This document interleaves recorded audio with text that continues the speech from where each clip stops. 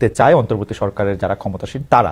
অনেকে আবার বলছেন যে তাই এই অন্তর্বর্তী সরকার দিয়ে আসলে বাংলাদেশের অনেক কিছুই এখন সম্ভব হচ্ছে না, অনেক জায়গায় অনেক কিছু স্টাক হয়ে থাকছে, একটি নির্বাচিত সরকারি ক্ষমতা আসা দরকার। অনেকে আবার বলছেন যে এই সরকার কারো কাছে নির্বাচনের জন্য যাওয়ার জন্য বা নির্বাচন ঘোষণা করার জন্য দরকার কিছু সংস্কারও। এসব নিয়ে কথা বলতে আজকে আমাদের সঙ্গে আছেন নাগরিক ঐক্যের সভাপতি জনাব মাহমুদুর রহমান মান্না। জনাব মাহমুদুর রহমান মান্নার পরিচয় আলাদা করে আর দেওয়ার কিছু নেই। গত কয়েক দশক ধরে বাংলাদেশের রাজনীতির অন্তত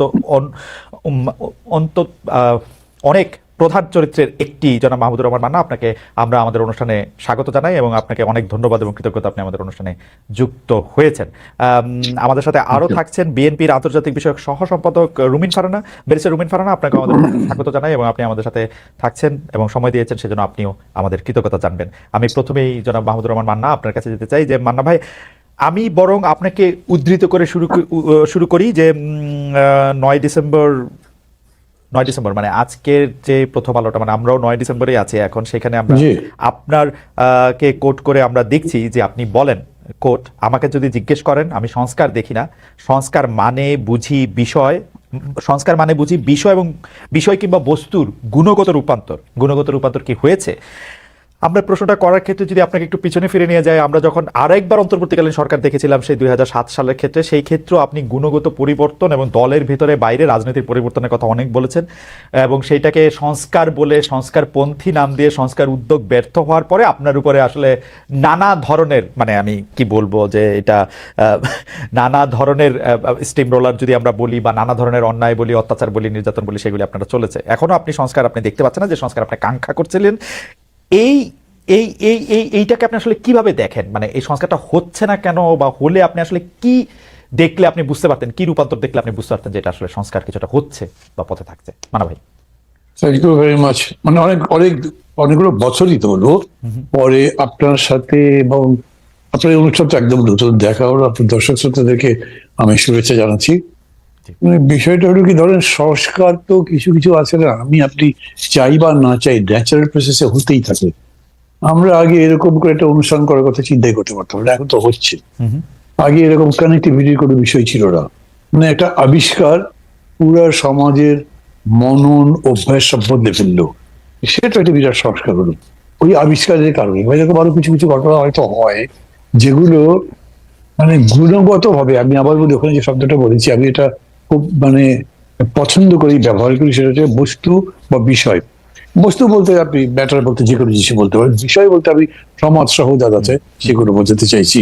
সেরকম যদি পরিবর্তন হয়, তো একটা আছে, যেমন ধরেন আগে বলা হতো, আমি নিজেও বিশ্বাস করতাম, বিপ্লব মানে একটা উল্লম্ফনের মতো পরিবর্তন হয়ে গেল, যেগুলোকে সোভিয়েত বিপ্লব, চীনের বিপ্লবের ক্ষেত্রে বলা হতো। কিন্তু আজকাল বলতে ঠিক ভেরি রিসেন্টলি না, অনেকদিন ধরেই আমি যেহেতু ওই প্রক্রিয়াটাতে ওরকম করে বিশ্বাস করি না, আমি এরকম করে বলি যে একটা রেগুলার কন্টিনিউয়াস সংস্কারের মধ্যে দিয়েই সবকিছু পরিবর্তন হতে থাকে।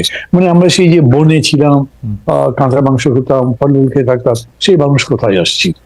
এবং এরকম করে ধরেন যে আমরা কিভাবে বাস করতাম, এখন আমাদের বসবাসের জীবন ধারণের স্টাইল কিরকম, কত উন্নত হয়েছে সোসাইটিতে। যখন আপনি দেখেন, এবং সেই সোসাইটি মানে রাষ্ট্র হওয়ার পর থেকে যখন দেখেন, তখন এটারও একটা গুণগত রূপান্তরের প্রশ্ন আছে, এবং সেটা হয়ে যাচ্ছে। আমি প্রথম হচ্ছে যে ন্যাচারালি তো হচ্ছে। এই যে আপনি শব্দটা বললেন না, সামাজিক বন্দোবস্ত বা রাজনৈতিক বন্দোবস্ত, যদিও বর্তমান সময়ের জন্য আমরা বন্দোবস্ত শব্দটা আমাদের পক্ষ থেকেই চালু হয়েছে বেশি করে, কিন্তু ঠিক এটা বন্দোবস্তের মধ্যে যাচ্ছে না। দুটো পার্টি নেই, তিনটা চারটা পার্টি নেই, একটা সোশ্যাল কন্ট্রাক্টের মতো হচ্ছে সেরকমটা। মানে কিরকম, যে একটা কনস্টিটিউশনে বদলালাম, তবে একটা সোশ্যাল কন্ট্রাক্টে আসলাম, এরকম করে বললে আমার কাছে বলে যে খুব অ্যাপ্রোপ্রিয়েট বলা হয় না। মূল কথা হচ্ছে গুণগত রূপান্তর, আমি এরকম করেই বুঝি। যেমন ধরেন গত 15 বছরে দেশের গণতন্ত্র ধ্বংস হয়েছে, নির্বাচন ব্যবস্থা একদম র্যানস্যাক্ট, এটা কিছুই নেই, একদম সর্বশেষ যা হয়েছে এগুলো দেখে এখন আমাদের কাছে আকাঙ্ক্ষা কি, একটা গুণগত ভাবে ভালো গণতন্ত্র আসুক, ভালো নির্বাচন আসুক। এই যে ভালো নির্বাচনটা যদি আসে, তাহলে নিশ্চয়ই বলতে পারি যে বর্তমানে যা চলেছে বা গত 15 বছর ধরে যা চলেছিল, সেটার একটা সংস্কার হয়েছে, সেটার উন্নত সংস্করণ আমরা দেখতে পাচ্ছি। সেই অর্থে যদি বলেন, দেন নাথিং হ্যাজ হ্যাপেন্ড। এবং কথাটা কেন আসছে, যেহেতু 5 আগস্টকে কেন্দ্র করে দুই ধরনের কথা হচ্ছে। কেউ কেউ বলছে একটা বিপ্লব হয়েছে, বিপ্লব মানে তো আরো বড়, আমি বিপ্লব হয়েছে এরকম বলি না, কারণ যে গুণগত রূপান্তরের প্রশ্নটা আমি আনি, আমি বলি যে বিশাল একটা উত্থান হয়েছে, বিশাল একটা গণ অভ্যুত্থান বলে সেরকম হয়েছে। সেই গণ অভ্যুত্থানের মধ্যে দিয়ে আকাঙ্ক্ষা যেটা তৈরি হচ্ছে সেটা কিন্তু একটা স্লোগান এসছে। আমার পার্টি, আমি বলি যাবে এটা কল্যাণ রাষ্ট্র করতে চাই, কেউ হয়তো একটা ইসলামিক রাষ্ট্র বলে, কেউ যে যার যেরকম করে তার পলিটিক্যাল গোল টার্গেট বলে। কিন্তু এই আন্দোলন, এই স্লোগানের মধ্যে দিয়ে সবাইকে একাত্ম করে ফেললো, আমরা একটা নতুন বাংলাদেশ চাই। নতুন বাংলাদেশ মানে কি, পুরানো যা যা ছিল পরিত্যাজ্য, বর্জ্য, যেটা আমাদের জন্য কষ্টদায়ক, পীড়াদায়ক ছিল, যেটা আমাদের জন্য লজ্জাজনক ছিল, যেটা সাধারণ মানুষের জন্য অপমানকর, মানে নিন্দার হোক, যেটা সাধারণ মানুষের জন্য আপনার অসহ্য এরকম ছিল, সব মধ্যে একটা স্বচ্ছ, আরামপ্রদ, বাসযোগ্য, উন্নত রাষ্ট্র গড়ে তুলবো, দেশ গড়ে তুলবো। এটাই হচ্ছে আমরা এখন মানে সংস্কারের এই আধুনিক রূপটা বলবো।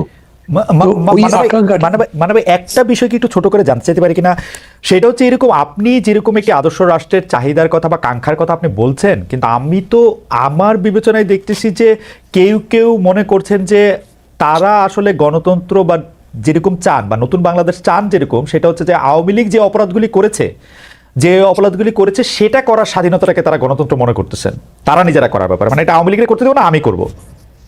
খালেদ, এইটা তো ধরেন আপনি প্রশ্ন যদি আমাকে করেন, এটার কি কোনো উত্তর আছে?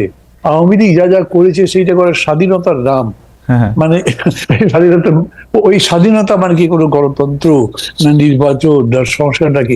Those are all bad things, এক কথায়। যা যা ছিল বাজে জিনিস, সেই জিনিসটা না কোনোভাবেই সংস্কারে কিংবা নতুন বাংলাদেশ গড়ে তোলার মধ্যে ওই আকাঙ্ক্ষা ছিল না। আর একটা জিনিস আমি আপনাকে বলি, কিছু আছে না, উচ্চারিত হতে হবে এরকম কোনো কথা নেই। এই যে ছাত্র জনতা যেরকম করে জীবন দিল, এটার মধ্যে একটা মাহাত্ম্য আছে না।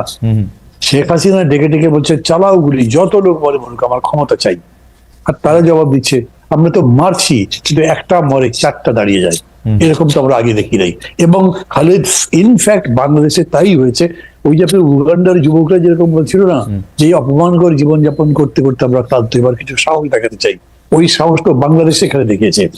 রাজনৈতিক দলগুলো যে সাহস দেখাতে পারি নাই, বিএনপি সহ আমরা সবাই মিলে কি বিশাল বিশাল সমাবেশ ইত্যাদি, কিন্তু চোখে চোখ রেখে লড়াই করবার সাহস, প্রয়োজনে জীবন দেবার সাহস, জীবন দিয়ে আমরা জীবন নেব, জীবন কিনবো, জীবন প্রতিষ্ঠা করব, এইরকম কেউ করতে পারে। ওরা যখন করেছে, তার মানে এটার মধ্যে বিরাট একটা মাহাত্ম্য আছে। এটা আপনি যদি বুঝতে না পারেন, তাহলে আপনি এই অভ্যুত্থানের মাহাত্ম্য বা তাৎপর্যই বুঝলেন না। মানে ভাই আপনাকে ধন্যবাদ। আমি আপনার এই জায়গা থেকে একটু ব্যারিস্টার রুমেন ফারহানার কাছে যাই, মানে ওইটা আমার না বোঝা না, মানে অনেকে যে এইটার এরকম করতেছেন সেইটার জায়গা থেকে আমি একটু বলি। ব্যারিস্টার রুমেন ফারহানা, আসলে আমার কাছে মনে হয় যে 5 আগস্টের পর থেকে যারা বাংলাদেশের সবচেয়ে মানে যৌক্তিক কথা তুলে ধরছেন, তার মধ্যে ব্যারিস্টার রুমিন ফারহানা একজন। 5 আগস্টের আগে তো বটেই, কিন্তু 5 আগস্টের পরে অনেক বেশি যৌক্তিক জায়গা থেকে এটা বলছেন, এবং এর জন্য আমি দেখতে পাচ্ছি যে তিনি বিএনপির মধ্যেও অনেক সমালোচিত হচ্ছেন। তিনি মানে অনেক জায়গা থেকে বলা হচ্ছে যে তিনি যথেষ্ট পরিমাণে বিএনপি আর থাকতে পারতেছে না, অন্যদিকে চলে যাচ্ছেন। ব্যারিস্টার ফারহানা, এটা নিয়ে আপনি একটু আমাদেরকে একটু বলবেন। আর মান্না ভাই যেটা বললেন যে আসলে তো বড় বড় রাজনৈতিক দলরা, মানে এটা তো আসলে বিএনপি নামে আসে, যেটা করে দেখাতে পারে নাই, ওরা মৃত্যু দিয়ে রক্ত দিয়ে এটা করে দেখিয়েছে। এখন যে আমরা অনেকে এসে বলছি যে এটার ভাগও আমাদের চাই, আমাদের এটা করতে হবে সেটা করতে হবে, সেইটাও বা আপনি কিভাবে দেখেন? সংস্কারটা আপনার কাছে আসলে কি, কোনটা দেখলে আপনি বুঝবেন? মান্না ভাই খুব চমৎকার তার জায়গা থেকে বলেছেন যে কি হলে তিনি এটি বুঝবেন যে এদিকে আগাচ্ছে। আপনার কাছে আমরা একটু শুনতে চাই। আপনাকে অসংখ্য অসংখ্য ধন্যবাদ খালেদ ভাই। আমি মনে করি যে 5ই অগস্ট এবং এর আগের 1 মাস পুরো দেশ, জাতি, রাষ্ট্র, সমাজ একটা বড় ধাক্কার মধ্যে দিয়ে গেছে। এমন একটা অভ্যুত্থান যেটা হয়তো আর ঠিক অভ্যুত্থানটি হবার 1 সপ্তাহ আগেও কেউ চিন্তা করতে পারে নাই, এবং মোটামুটি সকল রাজনৈতিক দল সহ দেশের মানুষও এক প্রকার মেনে নিয়েছিল যে 2028 সাল পর্যন্ত অ্যাটলিস্ট চোখ বন্ধ করে আওয়ামী লীগ থাকবে, এবং তারপরেও আরো 5 বছর থেকে সেটা সেই 41 পর্যন্ত গড়াবে কিনা সেটা নিয়ে নানান তর্ক বিতর্ক বা কিছু কথাবার্তা হয়তো সমাজে বা রাজনীতির মাঠে চালু ছিল, কিন্তু অ্যাটলিস্ট 28 পর্যন্ত মোটা দাগে সকলেই হাসিনাকে মেনে নিয়েছিল। কিন্তু এর মধ্যে যে হঠাৎ করে এমন একটি ধাক্কা আসবে, সেটা আজকে বুকে হাত দিয়ে সকলে যদি যার যার কাছে নিজের সৎ থেকে আয়নার সামনে দাঁড়িয়ে নিজেকে প্রশ্ন করে, আমার মনে হয় তারা তাদের উত্তরটি পেয়ে যাবে। আর যে কথাটি আপনি বলছেন যে খুব বেশি বোধহয় আর পার্টিজান থাকা যাচ্ছে না, খুব বেশি বোধহয় বিএনপি আর আমাকে মনে হচ্ছে না, তার কারণ সম্ভবত এই ধাক্কাটি না আমার মনে হয় প্রত্যেকের ভেতরেই নাড়া দিয়ে গেছে। ধরুন আমি যদি একজন ব্যক্তিগত রাজনীতিবিদের বা একজন রাজনৈতিক ক্ষুদ্র কর্মী এবং একজন আইনজীবী মানবাধিকার কর্মীর চোখ দিয়ে পুরো ঘটনাটিকে দেখি, আমার কাছে মনে হয়েছে কেবলমাত্র একটি নির্বাচন, কেবলমাত্র মন্ত্রিসভার মুখগুলোর পরিবর্তন, কিংবা কেবলমাত্র সংসদ সদস্যদের এক পালের পরিবর্তে অন্য পাল গিয়ে সংসদে বসে যাওয়ার জন্যই এই 2000 মানুষ রক্ত দেয়নি। আবু সাইদ একেবারে নির্ভীক চিত্তে একটা গুলি, তারপরে আরেকটা গুলি, এবং ধীরে ধীরে তার মাটিতে বসে পড়া, এই বিষয়গুলো আসলে না এক পাল মানুষের বদলে আরেকটা পাল মানুষের বসে যাবার জন্য হয়নি। এবং আমার কাছে মনে হয়েছে যে আমার চিন্তার জগতে যে বিরাট একটি ধাক্কা লেগেছে, এই ধাক্কাটি আসলে সকলেরই কম বেশি লেগেছে, কিন্তু এটার স্থায়িত্ব বা এটার ইম্প্যাক্ট এক একজনের জীবনে এক এক রকম হবে। ধরুন আমার কাছে মনে হয়েছে যে একটি সুষ্ঠু নির্বাচন, বাংলাদেশে যদি একটি সুষ্ঠু নির্বাচনের ধারাবাহিকতা থাকতো তাহলে কি হতো? তাহলে 2014 সালে হাইলি লাইকলি বিএনপি সরকার গঠন করতো এবং শেখ হাসিনা এবং আওয়ামী লীগ বিরোধী দলে বসতো। 18-তে গিয়ে হয়তো আবার তারা ক্ষমতায় যেত, 24-এ হয়তো আবার অন্য আরেকটি দল বিএনপি হয়তো ক্ষমতায় আসতো। এভাবে একটা পালা বদলের মধ্যে দিয়ে যেত, এবং পালা বদলের মধ্যে দিয়ে গেলে যে বিষয়টি হতো খালেদ, আমার কাছে মনে হয় রাষ্ট্রের যে প্রতিষ্ঠানগুলো যেগুলোকে দুমড়ে মুচড়ে ভেঙে ফেলা হয়েছে 15 বছরে, সেই প্রতিষ্ঠানগুলোকে এভাবে হয়তো ভেঙে ফেলা যেত না। আজকে যেভাবে আমরা দেখতে পাচ্ছি মসজিদের খতিব থেকে শুরু করে একেবারে পাড়ার স্কুলের হেডমাস্টার পর্যন্ত পালিয়ে যে প্রাণ বাঁচাচ্ছেন, কারণ সোশ্যাল টেক্সচারটা পুরোপুরি নষ্ট হয়ে গিয়ে একেবারে প্রান্তিক লেভেল পর্যন্ত সকলকেই এক দলের সদস্য হয়ে যেতে হচ্ছে। এই অবস্থাতে বাংলাদেশ যেত না। একটা পাওয়ারের একটা ব্যালেন্স থাকে, ভার্টিক্যাল এন্ড হরাইজন্টাল। ভার্টিক্যালটা হয় রাষ্ট্র, হরাইজন্টালটা হয় সমাজ। কিন্তু আমাদের এই সমাজের টেক্সচারটাকে, সমাজের বুননটাকে খুবই সিস্টেম্যাটিক্যালি হত্যা করা হয়েছে, এবং হত্যা করা হয়েছে খুবই একটা পারপাসফুলি, একটা মানে লক্ষ্যকে সামনে রেখে। লক্ষ্যটা হচ্ছে আমাকে যে কোনো মূল্যে ক্ষমতায় থাকতে হবে। সুতরাং এইরকম ভুল যদি পরবর্তীতে কোনো রাজনৈতিক গোষ্ঠী এই ভুলটি করবার ন্যূনতম চেষ্টা করে, এই দেশের মানুষ কিন্তু মরতে শিখেছে, এবং ওরা কিন্তু একটা ভীতির মধ্যে ছিল। হ্যাঁ, 15 বছর লিখতে ভয় পায়, বলতে ভয় পায়, নিজেকে এক্সপ্রেস করতে ভয় পায়, ইচ্ছা করে একটা পালের মধ্যে লুকিয়ে থাকে। সেই জায়গা থেকে একটু ইন্টারাপ্ট করি, আপনি যেই অবস্থাটা বর্ণনা দিলেন, আপনার মনে কি এই সংখ্যাটা রয়ে গেছে? যেহেতু আপনি শুরু করেছিলেন যে এক পাল মানুষ থেকে আরেক পাল মানুষ, আপনার মধ্যে কি এই সংখ্যা রয়ে গেছে যে বিএনপি আসলেও তাদের ইয়াটা একটা লম্বা হবে এবং প্রায় একই ধরনের জায়গা হবে, যেইটা মানে যেই আশঙ্কা মান্না ভাইয়েরও আছে, সেই আশঙ্কা কি আপনারও আছে যদি আসলে এই গুণগত পরিবর্তনটা না হয়? দেখুন, বিএনপি 17 বছর নানান রকম জুলুমের মধ্যে দিয়ে গেছে। এই জুলুমের শিক্ষা বিএনপি কতটা নিয়েছে এটা বিএনপি ক্ষমতায় আসলেই আরো পরিষ্কারভাবে বোঝা যাবে। তবে বিভিন্ন জায়গায় আমরা যেই মেসেজগুলো পাই, সেই মেসেজগুলো খুব সুখকর নয়, এবং এটা যে সুখকর নয় এটা তো বিএনপির চেয়ারম্যান নিজেই স্বীকার করছেন, তাই না? তো তাহলে অথচ উনি কিন্তু বারবার ওনার নেতাকর্মীদের সতর্ক করছেন। এখানে দুটো তিনটা বিষয় হতে পারে, যে এক হচ্ছে যে ওনার বক্তব্য কি ওনার দলের তৃণমূলে যারা এই ধরনের কর্মকাণ্ডের সঙ্গে যুক্ত হচ্ছেন, মধ্যম পর্যায়ের যারা যুক্ত হচ্ছে। একটা সেকেন্ড বেশি ফারানা, আপনি যখন এই কথা বলছেন, আমাদের একজন দর্শক এই মন্তব্য পাঠিয়েছেন যে ফেসিস্ট আমলে রুমিন ফারানার প্রতিবাদী ভয়েস আমাদের সকলকে প্রেরণা যোগাতো, এখন কিছু কিছু এলাকায় বিএনপির অপকর্মের বিরুদ্ধে আমরা কি সেই একই কণ্ঠ শুনতে পাবো কিনা?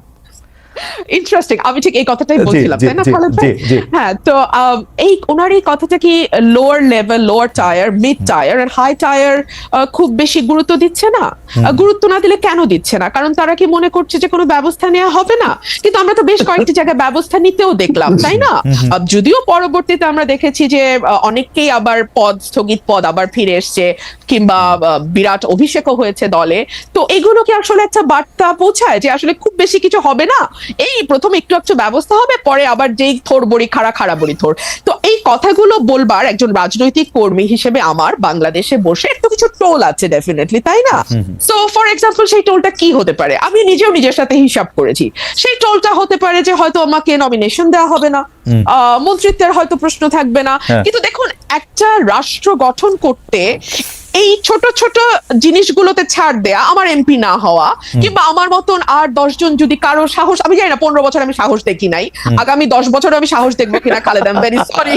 আমি না বেরেছে ফারানা, আমাকে না বেরেছে ফারানা, আপনাকে একটু থামাই এই পর্যায়ে। আমি শুধু প্রশ্নটা করে রাখি, সেটা হচ্ছে যে আপনি একাদশ জাতীয় সংসদে অন্যতম বিরোধী কণ্ঠস্বর ছিলেন, সংসদের মধ্যে সংসদের বাইরে, কিন্তু যারাই বিগত 3 সংসদ নির্বাচন অংশ নিয়েছেন, সংসদে গিয়েছিলেন, তাদের ভালোভাবে দেখছে না বৈষম্য বিরোধী ছাত্র আন্দোলনের নেতারা বিগত 3টি নির্বাচনের সমালোচনা করলে একই সঙ্গে সংসদে থাকা ঠিক হয়েছে কিনা সেটি প্রশ্ন করছে। আমাদের দুটি প্রশ্ন, যে আপনি আসলে অন্য কোনো রাজনৈতিক দলে, বিশেষ করে এই বৈষম্য বিরোধী ছাত্র আন্দোলনে যদি একটি রাজনৈতিক দল সংগঠন করে সেখানে আপনি যাবেন কিনা, এক। আর দুই হচ্ছে যে আপনি যে আশঙ্কাটি করছেন যে আসলে নমিনেশন মনোনয়ন না পাওয়ার ব্যাপারে, সেটির ক্ষেত্রে আমি আপনার, সেটা বলছি না খালেদ, আমি একটু ক্লিয়ার করি, না হলে না খুব একটা হেজি হয়ে থাকে। মানে আমি বলছি এই ঝুঁকিগুলো বাংলাদেশের প্রেক্ষাপটে তৈরি হয়, আমি পাবো না বা পাবো কোনোটাই বলছি না, এই ঝুঁকি তৈরি হয়। এখন এই ঝুঁকি নেওয়ার দেশের স্বার্থে, দেশের কল্যাণ, এবং যে ধরেন একগুচ্ছ মানুষ, কয়েক লক্ষ মানুষের কিন্তু একটা প্রত্যাশা যে 15 বছর তো ওই মানুষটিকে আমরা সত্য বলতে দেখেছি, সাহসী ভূমিকায় দেখেছি, এখন কি তিনি ওই জায়গাগুলোতে কম্প্রোমাইজড হয়ে যাবেন? একটি নমিনেশনের জন্য কিংবা একটি মন্ত্রিত্বের জন্য করে কম্প্রোমাইজ করবেন? আমি আসলে বেছে নিয়েছি কম্প্রোমাইজ না করাটাই। ওকে, আমরা ওই প্রশ্নটা, মানে আপনি বৈষম্য বিরোধী ছাত্র আন্দোলনের সঙ্গে যাবেন কিনা, তারা রাজনৈতিক দল করলে, সেই প্রশ্নটাতে আমরা একটু পরে আসবো। আমি আবারও আপনাদের দর্শকদের, মানে আপনার এই পজিশনের অনুবাদ দর্শকদের কারো কারো কাছে কি সেটি একটু আপনাকে শোনাই, আপনি একটু মান্নান ভাইয়ের কাছে যাই। মাহফুজ আহমেদ তিনি ইংরেজিতে বলছেন, the lady is hypocritical, she doesn't prefer Awami League but she has soft corner for student wing of Awami League. যাই হোক, এটা আপনাকে দেখে কেন মনে হলো সেটা আমি জানি না, সেটা তার অনুবাদ। আমি একটু মান্না ভাইয়ের কাছে আসি, যে মান্না ভাই, আপনার মনে আছে যে কয়েক বছর আগে বিএনপি নেতা সাদেক হোসেন খোকার সাথে একটি টেলিফোন সংলাপ সরকার ফাঁস করে, শুধু ফাঁস করে থেমে থাকেনি, এর কারণে আপনাকে জেলেও নেওয়া হয়েছিল, জেল কাটতে হয়েছিল। সেই আলোচনায় ক্যাম্পাসে ছাত্রলীগের ক্ষমতা খর্ব করা, আন্দোলনে ছাত্রদের আত্মত্যাগ, এমন সব বিষয় ছিল। 24 সালে এসে আমরা দেখলাম ছাত্রলীগকে ঢাকা বিশ্ববিদ্যালয় ক্যাম্পাস থেকে বিতাড়িত করা, আবু সাইদ মুগ্ধের মতো ছাত্রদের আত্মত্যাগের কারণেই সরকারের পতন হয়েছে। 24-এর মতো একটা আন্দোলন প্রয়োজন, সেটাকে আপনি 2015 সালেই আপনি বুঝতে পেরেছিলেন কিনা, এবং সেইটা নিয়ে আপনার মধ্যে একটা তোলপাড় চলছিল কিনা? ওই রকম করে বলা ঠিক হবে না। কি ধরেন, আপনি একটা সুযোগ বুঝেই নিজেকে জাহির করার জন্য কথাবার্তা বলতে থাকলেন, এগুলো আলটিমেটলি লোকজনের চোখে ধরা পড়ে। আমি ওসব কাজ করি না। আর এই হিপোক্রেসি জিনিসটা এমন নয় যে আপনি খুব চালাক, আপনি এমন করে হিপোক্রেসি করবেন যে কেউ বুঝবে না, এরকম হয় না, শেষ পর্যন্ত ধরা পড়েই। এইটা একটা স্বতঃসিদ্ধ ব্যাপার যে আপনি যখন লড়াই করবেন, যার সাথে লড়াই করছেন সে যদি ট্রিগার হ্যাপি হয়, সে যদি ব্লাড থার্স্টি হয়, তাইলে কি হবে? আপনাকে রক্ত দিতে হবে, আপনাকে গুলি খেতে হবে। আপনি যদি সেটা রাজি না হন, তাহলে আপনি আন্দোলন থেকে রিটায়ার করতে হবে আপনাকে। আমি এইটুকু বলেছি। কিন্তু ধরেন একটা পর্যায়ে এসে এটা খুবই স্পষ্ট হয়েছে যে এই সরকার এমনি এমনি যাবে না, এবং তার জন্য রক্ত দিতে হবে, তার জন্য জীবন দেওয়ার প্রয়োজন আছে, অনেক বেশি কষ্ট সহ্য করতে হবে। কষ্ট তো আমরা সহ্য করছি না, কিন্তু এইরকম করে অকাতরে জীবন দিতে হবে, এই ব্যাপারটা আমরা বুঝি নাই। এটা যদি আমাকে বলেন যে আমি কি এটা ইভেন ধরেন জুলাই শুরুতেও বুঝেছিলাম, তা বুঝি নাই। কারণ কি, মানে নিজের বিবেকের মধ্যে এটা কল্পনাতে আসতে পারে না, কল্পনাতে আসতে পারে যে এইরকম করে কেউ মানে নৃশংস হতে পারে, এরকম করে কেউ হৃদয়হীন হতে পারে, এইটা আমার বিবেচনার মধ্যে আসেনি। যদি আমি খুব অনেস্টলি বলি, আমি কয়েকটা বক্তৃতায় বলেছি Sheikh Hasina she has a, কি বললো, মেটালিক হার্ট। ওইটা একটা জেনুইন হিউম্যান হার্টটা যদি হতো, তাহলে এই যে মায়ের কান্না ইত্যাদিতে এত দেখে উনি এগুলো নিশ্চয়ই বিচলিত হতেন বা ঘুরে দাঁড়াতেন বা ঘুরে যেতেন, করেননি তো। সেই কারণে শেষের দিকে যেটা হবে সেটার পক্ষে আমি একটা কথা বলি। ধরেন এই যে একটা খুব ঐতিহাসিক ঘটনা, একটু ছোট্ট একটা জোকের মতো করি। বাংলাদেশের ঐতিহাসিক জায়গা কি জানেন? বিশাল আন্দোলনের মধ্যে দিয়ে সরকারের পথের পর বিরোধী দলের নেতা পলায়ন, পুরো পার্টি পলায়ন করেছে, এই উদাহরণ আছে।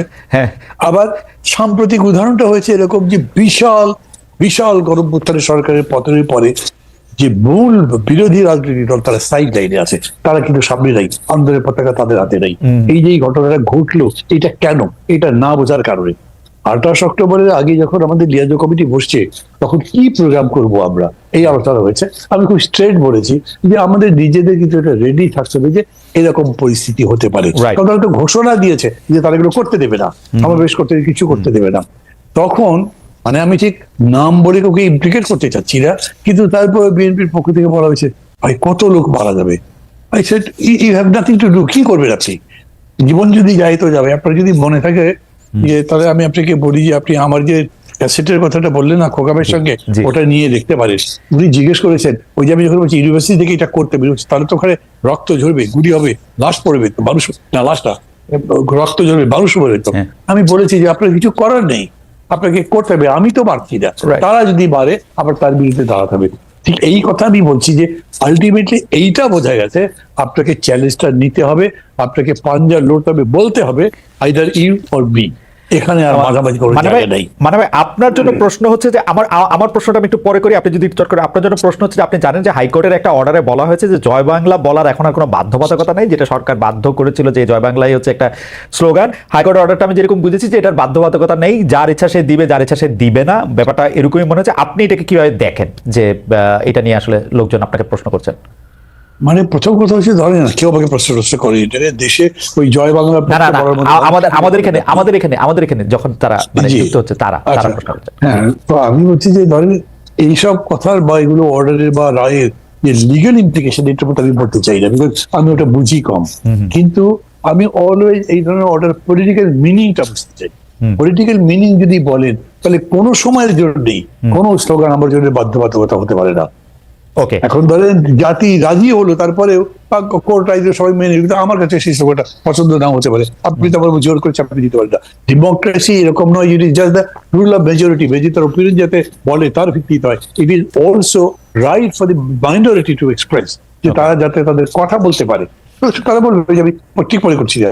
ওকে, ফেয়ার এনাফ। তুলছি। আমি আপনাকে যে প্রশ্নটি করতে চেয়েছিলাম যে আপনি বলেছেন যে মানে বাংলাদেশে অনেক ফানি জিনিস হয়েছে, যে বিরোধী দলের নেতাকে আসলে আত্মগোপন করতে হয়েছে গণ অভ্যুত্থানের মুখে, যেটা মানে যেটা আসলেই ফানি, মানে যতবার আমার মনে হয় ততবারই আমার কাছে হাসি পায়। আপনি বলেছেন যে এত বড় একটা আন্দোলনের পরে প্রধান বিরোধী দলের হাতেই আসলে আন্দোলনের পতাকা নাই, সেটাও একটা মনে রাখার মতো বিষয়। কিন্তু আমার কাছে যেটা হচ্ছে খুব মনে হয় যে শেখ হাসিনা, যিনি কারো কথা চিন্তা না করে কাউকে কোনো কিছু না জানিয়ে চলে গেলেন, পালিয়ে গেলেন, এখন আবার তিনি বলছেন তাকে আসলে পালাতে বাধ্য করা হয়েছিল, এবং তিনি বক্তৃতা দিচ্ছেন, সেই বক্তৃতা নিয়ে তার নেতা কর্মীরা আবার মানে এটা নিয়ে উৎফুল্ল হচ্ছেন। এই ব্যাপারটাকে আপনি আসলে রাজনৈতিকভাবে কিভাবে বিশ্লেষণ করেন? মানে আমি আওয়ামী লীগ করলে তো আমি মানে তার উপরে এতই রাগ করে থাকতাম বা এতই আমি মনে কষ্ট পাইতাম, এইটা এইরকম কেন? মানে এটা আমি একটু মানে আপনার কাছ থেকে একটু শুনতে দেবো। আমি একটু বেরেছে ফারানা থেকে আসি, একটু আপনি এটা একটু মানে আপনি এটা একটু মানে আগে প্রশ্নটা করে রাখলাম যে বেরেছে ফারানা, আমি আসলে প্রশ্ন করেছিলাম যে বৈষম্য বিরোধী ছাত্র আন্দোলনের মধ্যে আপনি আসলে যুক্ত হবেন কিনা, এটা হবেন কিনা, আর জয় বাংলা নিয়ে আসলে আপনার মতামত আমরা একটু শুনে নিতে চাই, যেহেতু প্রশ্নটা উঠেছেই।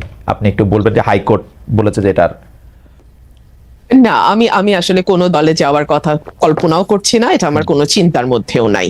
আর দ্বিতীয় যে প্রশ্নটি জয় বাংলা স্লোগান, দেখুন পুরাটাই তো পলিটিসাইজ হওয়া। এই যে আপনি না আলাদা আলাদা ভাবে কোনো প্রতিষ্ঠানকে রক্ষা করতে পারবেন না।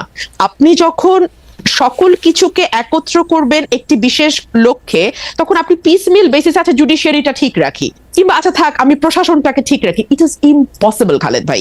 সেই কারণে যেটা হয়েছে, জুডিশিয়ারির প্রতিটি নিয়োগ, প্রতিটি পদোন্নতি, অ্যাপেলেট ডিভিশনে যাওয়া, অ্যাপেলেট ডিভিশন থেকে কে চিফ জাস্টিস হবেন সেটা নির্ণয় করা, এই সকল কিছুই আসলে রাজনৈতিক সিদ্ধান্তে হয়েছে। এবং আপনি চিন্তা করে দেখেন, এই যে আবারও সেই ইতিহাস টানতে হয়, স্বাধীনতার 54 বছর খালেদ ভাই, হ্যাঁ, আমাদের কিন্তু আকাশের যত তারা আইনের তত ধারা, তাই না? অথচ একটা বিচারক নিয়োগ আইন আমরা কেউ করলাম না। কেন করলাম না?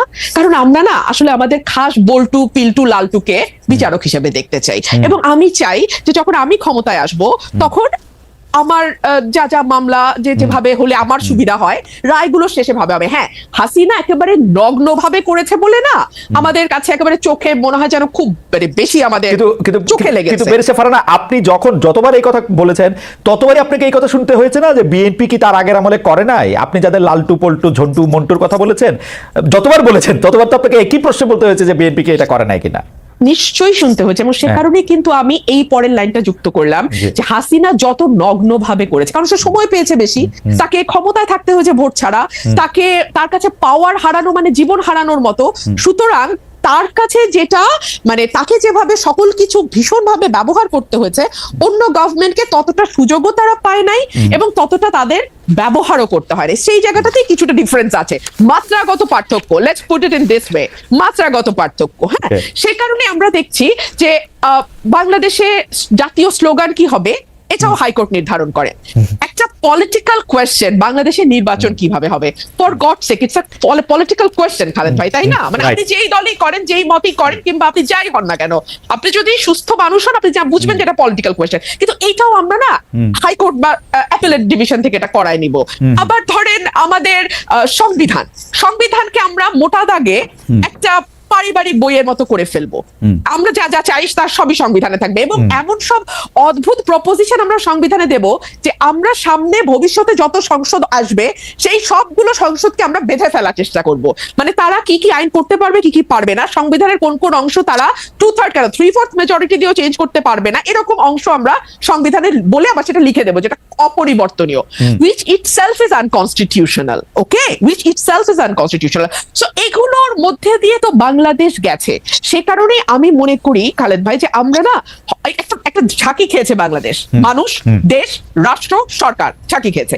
কিন্তু এই ঝাঁকিটাতেই যে আমরা একেবারে ঠিকঠাক ফিটফাট হয়ে বিলাতি কায়দার ওয়েস্টমিনিস্টার গণতন্ত্রে অভ্যস্ত হয়ে যাব, কিংবা ইভেন ঘরের পাশের ভারতের গণতন্ত্র আমরা বুঝে যাব, এটা ভুল। আমাদেরকে আরো অনেক দূর যেতে হবে খালেদ ভাই, অ্যাটলিস্ট ভারতের পর্যায়ের একটা গণতন্ত্র এবং প্রাতিষ্ঠানিকীকরণের দিকে যেতে আমাদের আরো 50-100 বছর সময় লাগবে। এবং সে কারণে আমি আমার আগের সেগমেন্টের কথা ধরে আমি একটু সূত্র ধরে বলি যে আমাদের মতন মানে ধরেন অ্যাজ অন টুডে আমার যে ভূমিকা, হ্যাঁ, এটার জন্য আমাদের মতন মানুষদেরকে কিছুটা প্রাইস পে করতে হবে। পে করতে করতে করতে করতে এক সময় গিয়ে, সেটা আজ থেকে মেবি 70 বছর 80 বছর পরে, হয়তো দলগুলোর ভেতরে সেরকম ডেমোক্রেসির চর্চা আসবে, হয়তো রাষ্ট্রের ভেতর সেরকম ডেমোক্রেটিক ভয়েস আমরা পাবো যেটা একটা স্মুথ ডেমোক্রেসিকে সাপোর্ট করে। এইটুকুই আমি বলতে পারি। বেরিসা ফারহানা, তাহলে আমরা এরকম ধরে নিতে পারি যে আপনার কথা থেকে যদি আমরা একটা উপসংহার টানতে চাই যে ধরেন সবগুলি দল, বিএনপি ইনক্লুডেড, এর মধ্যে গণতন্ত্র আসতে 70-80 বছরের মতো লাগতে পারে। দেখুন, আমি it's just a speculation, it could be 50 years। আচ্ছা ঠিক আছে, আমি আচ্ছা ঠিক আছে, it all depends on the will of the people। আমার দেশের মানুষ আসলে কি চায়, ওকে রাইট, হ্যাঁ, আমার দেশের মানুষকে সচেতন করার দায়িত্ব আমাদের, কতটুকু সচেতন করা হবে, কত সময় নিয়ে হবে, এটা তাদের উপর। আমার বেশি ফারহানা, আমি একটু আসি আপনার কাছে, আমি মানবের কাছে যেতে চাই। মানব ভাই, আমি আপনাকে প্রশ্ন করেছিলাম যে এটা তো এরকম হওয়ার কথা যে নেত্রী আসলে, আপনি আপনার এই প্রশ্নের জবাবটা দেওয়ার আগে যেহেতু একটু অধিকার চর্চা করতে পারিনি, কি আমি যে প্রশ্নটা আপনি রুমিন ফারহানা করেছেন, আচ্ছা শিওর, তাহলে আপনি একটু বলেন, আমরা একটু আপনাকে আরেকটা জিনিস শোনাই যে আমরা দর্শকদের কাছে প্রশ্ন করেছিলাম যে নির্বাচনের আগে বড় ধরনের সংস্কার করা হবে, এমন মন্তব্য করেছেন প্রধান উপদেষ্টা ডক্টর মোহাম্মদ ইউনূস। অন্তর্বর্তী সরকারের এই অবস্থার সমর্থন করেন কিনা, বড় ধরনের সংস্কার করা হবে এটা সমর্থন করেন কিনা, সেইটা সমর্থন করে শতকরা 83% দর্শক, সমর্থন করেন না হচ্ছে 17% দর্শক। আমাদের জন্য একটি স্টেগারিং নাম্বার, 145,000 মানুষ, মানে 1,45,000 মানুষ ভোট দিয়েছেন এটার মধ্যে। মানা ভাই, মানে 1,45,000 একটা বিপুল সংখ্যা। জি মানা ভাই, আপনি বলতেছিলেন। জি, আপনি বিষয়টা বলে রাখবেন, যে প্রশ্ন করেছে সেটাও বলে রাখবেন, কিন্তু আমি এইটার লোভ সামলাতে পারছি না, প্লিজ, মানে অনধিকার চর্চা করার মতো বলছি। ধরেন ওবায়দুল কাদের আর মাহমুদুর রহমান মান্না দুজন প্রতিদ্বন্দ্বী ছাত্র নেতা ছিল, কিন্তু ওবায়দুল কাদের আমার কাছে ডাকসু নির্বাচনে কোনো পাত্তাই পাইনি। তারপরে আমি আওয়ামী লীগে থাকলাম না, আওয়ামী লীগে যোগ দিয়েছি, থাকতে পারলাম না বা থাকলাম না। এখন ওবায়দুল কাদের আওয়ামী লীগের সাধারণ সম্পাদক হয়ে গেলেন। তখন আমাকে কোনো কোনো মানুষ এরকম করে বলেছে, ভাই ওবায়দুল কাদের সাধারণ সম্পাদক হয়ে গেল, আপনি দলটা ছেড়ে দিয়ে থাকলে আপনি তো হতে পারতেন। আমি তাদেরকে বলতাম না, আমি হতে পারতাম না, কারণ শেখ হাসিনা যে তু করে তাকে দিবে, আমাকে দিবে না। আমি ওটা জানি, বুঝি বলেই আমি ওখানে থাকিনি।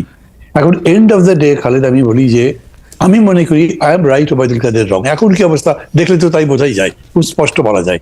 তো এই কারণে যখন প্রশ্নগুলো করেন না আপনারা, বা ধরেন অন্যরা কেউ জিজ্ঞেস করে, যিনি জবাব দিচ্ছেন বা যাকে প্রশ্ন করেছে তাকে আপনার ভাবতে হবে যে এই মানুষটা উইথ অল অডস যেভাবে ফাইট করেছেন, that is the glory, that is the victory. এবং এইটা মানুষের মধ্যে কিন্তু ইনস্টিলড হয়ে যায়। না হলে আমি এখন মানুষের এত ভালোবাসা পাই, কারণ আমি কিন্তু অনেস্টলি বলি, আমি মনে করি মানুষের ভালোবাসা প্রায় শিখতে আছি এখনো, এরকম দেখি।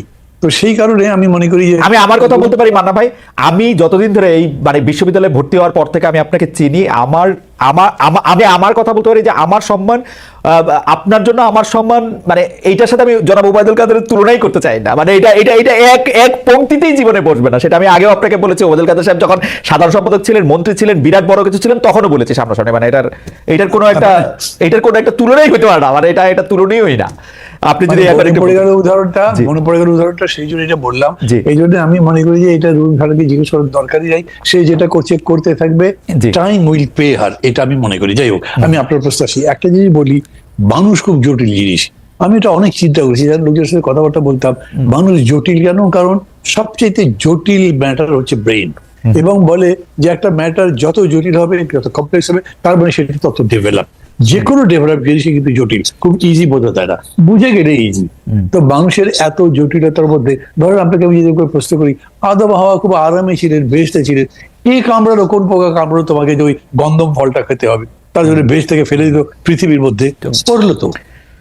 আমাদের এত বড় সম্মানের একটা জায়গার একজন মানুষ, আমাদের ধর্মগ্রন্থ যে বিশ্বাস অনুযায়ী তিনি করলেন, মানুষকে এইখানে বোঝা মুশকিল। এরকম বহু জায়গা আছে মানুষের বিহেভিয়ার বোঝা যায় না। আমার নিজের কাছেও মনে হয় যে আমি যদি আমার দিক থেকে চলে আসতে পারি, তো বাকি লোকগুলো, লাইক আমি নাম বলছি না, আমার সাথে বড় বড় সিনিয়র নেতা যারা আছেন, কোন সম্মান নিয়ে, কোন মান নিয়ে তারা আছেন, আমার তো তাদের সাথে প্রায়ই কথা হতো, সবাই প্রায় ক্লান্ত কথা বলতে বলতে, এই শেখ হাসিনা এই অপমান করেছে, উনি সম্মান করে না, ওই অমুককে এটা দিল, এইরকম রেগুলার। আমি তাদের বলি, ভাই এত কথা বলেন, তারপর ওর সাথে আছেন স্যার।